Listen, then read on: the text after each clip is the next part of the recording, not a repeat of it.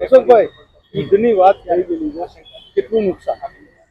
યુદ્ધની વાત કરતા યુદ્ધ છેડી દીધું છે એવું કહું તો ખોટું નથી, પણ એની સીધે સીધી કહેવાય કે આગ ગમે ત્યાં લાગે પણ એની પ્રજ્વલિત તો સુરત શહેરને ટેક્સટાઇલ ઉદ્યોગને થાય. કારણ કે આજે જે રીતે આપણે 45 દેશોની અંદર કામ કરીએ યુદ્ધ વાયા દુબઈથી બીજા કનેક્ટિંગ 45 જે આરબના દેશો છે એમની સાથે આપણે વેપાર કરીએ છીએ. નો ડાઉટ એને સીધે સીધી અસર થવાની છે, પણ જો યુદ્ધ લાંબુ ચાલે તો કરોડો રૂપિયાનું નુકસાન થશે, એમાં બે મત નથી. કારણ કે આપણે બુરખાથી લઈને ઘણું બધું કપડું એવું છે કે આપણે અહીંયાથી મોકલી રહ્યા છીએ, કન્ટેનરો મોઢે અહીંથી કપડું જઈ રહ્યું છે. પણ આ યુદ્ધ જો 2 થી 3 દિવસમાં સમાપ્ત થતું હોય તો ઓછું નુકસાન થશે, પણ જો એને કદાચ 8 થી 10 દિવસ લાંબુ થાય તો હું માનું છું કે બહુ મોટું નુકસાન સુરત શહેરના ટેક્સટાઇલ ઉદ્યોગને થવાનું. આખા વર્ષ દરમિયાન કેટલા કરોડનો બિઝનેસ છે? જો હવે અત્યારે આંકડામાં ગણવા જઈએ ને તો હું ફિક્સ તમને અત્યારે કોઈ આંકડો આશરે કદાચ આપણે 2 થી 3 હજાર કરોડનો આપણો વેપાર થઈ રહ્યો છે.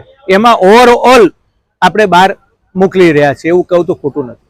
મિની ભારતના જે કારીગરો આ તે બધું જ અહીંયા રહેતું હોય છે, એના ઉપર કેવી અસરો રહે છે?